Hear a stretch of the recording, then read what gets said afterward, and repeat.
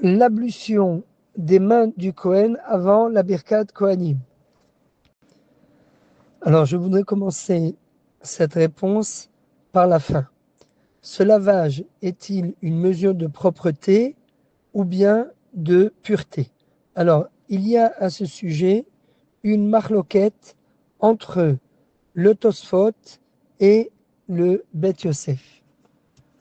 Le Tosfot, lui, nous dit le but du lavage des mains chez un Kohen, eh bien, c'est pour rajouter de la pureté. Et d'ailleurs, le Passouk nous dit Seu yedechem kodesh uvarecho et Hashem. Levez vos mains qui sont pures et bénissez Hashem. Donc, c'est là-dessus que se sont appuyés certains décisionnaires, comme le Tosfot, pour dire voilà la preuve.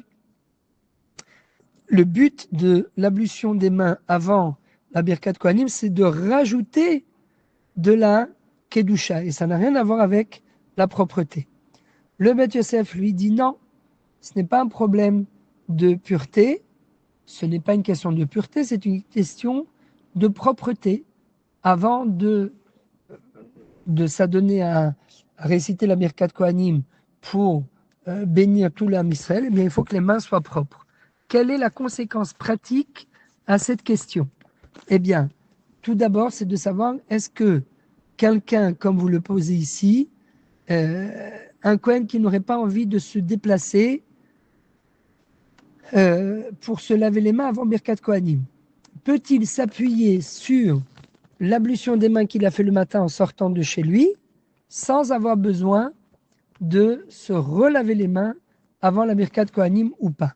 Si on dit que c'est une question de propreté, que le but de l'ablution des mains avant la Birkat Kohanim, eh bien, c'est dans le but de rajouter de la pureté, eh bien, oui, là, à ce moment-là, indépendamment de l'ablution qu'une personne a faite le matin, que le Kohen a fait le matin en se levant, eh bien, il devra quand même se relaver les mains.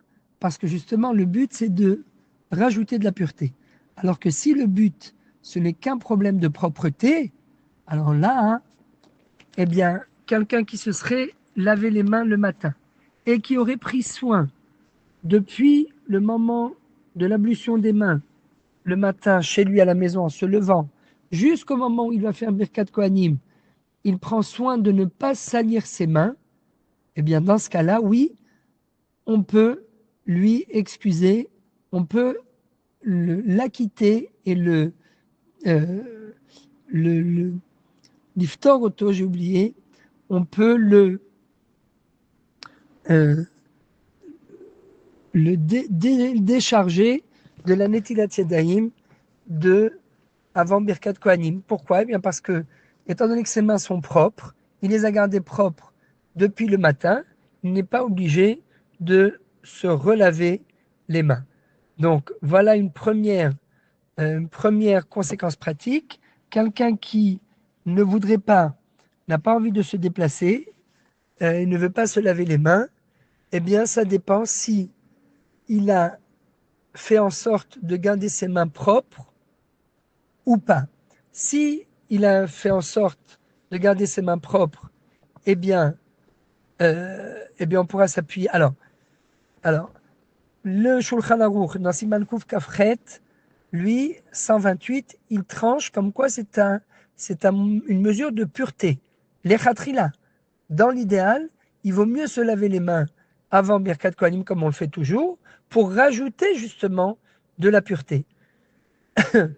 Mais quelqu'un qui n'aurait pas d'eau ou qui a allongé un petit peu sa amida et il se dit, ce Kohen, le temps que je sorte pour aller me laver les mains et que je revienne, le Chazan aura terminé, il aura dépassé la Birkat Kohanim et je risque de rater la Birkat Kohanim, qui est une mitzvah d'ordre thoraïque.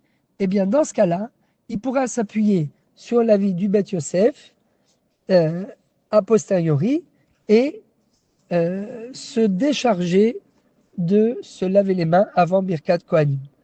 Voilà comment la halakha est tranchée.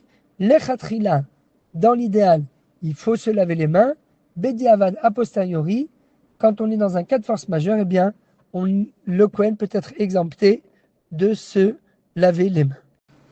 Alors maintenant, on va répondre aux 3 premières questions.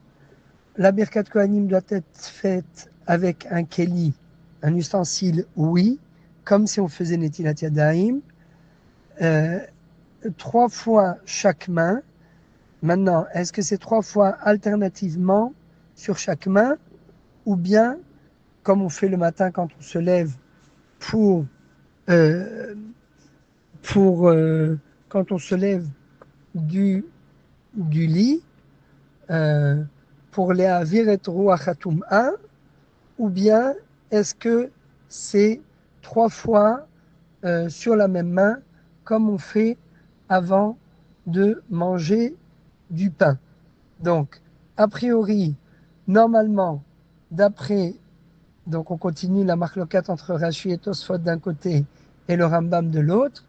D'après Rashi et Tosfot, étant donné que le but de l'ablution des mains avant Birkat Kohanim, c'est pour ajouter de la Kedusha, eh bien, le principe de la Kedusha, là, et ce n'est pas que pour de la propreté, eh bien là, principe de la Kedusha, c'est comme on fait avant de manger du pain. 3 fois sur chacune des mains. 1, 2, 3 sur la main droite, 1, 2, 3 sur la main gauche. Tandis que d'après le Rambam, étant donné que c'est une question de propreté, eh bien là, on peut faire comme quand on se lève le matin, parce que le matin, il y a plusieurs raisons pourquoi on fait la Netilat Yadayim le matin en alternance, mais l'une des raisons, c'est parce que justement, toute la nuit, on a touché toutes sortes de parties recouvertes pendant la nuit, et donc c'est pour cela qu'il faut faire en alternance. Donc au final, comme on a dit l'Echatrila, eh bien, il faut faire comme le disent Rashi et le Tosfot, 3 fois sur une première main, 3 fois sur l'autre main. Si quelqu'un a fait en alternance, eh bien, il n'y a pas de problème. Le Lévi doit-il se laver les mains préalablement au lavage de sel du Kohen? Non, il n'a pas besoin de se laver les mains. Il pourra quand même les laver sans aucun problème. Et est-ce que entre le moment où le Kohen a fait Netilat et le moment où il va aller faire Birkat Kohanim, est-ce qu'il a le droit de serrer les mains à quelqu'un? La réponse, ça dépend. Si il a les mains sèches, il s'est séché les mains après avoir fait Netilat et qu'il a les mains complètement sèches, eh bien, il n'aura aucun problème de serrer les mains aux gens. Si par contre ses mains sont encore mouillées, parce que pour X ou Y raison, il n'a pas pu se sécher les mains, eh bien là, à ce moment-là, il n'aura pas le droit de serrer les mains des gens. Be'atzlacha et d'excellentes nouvelles.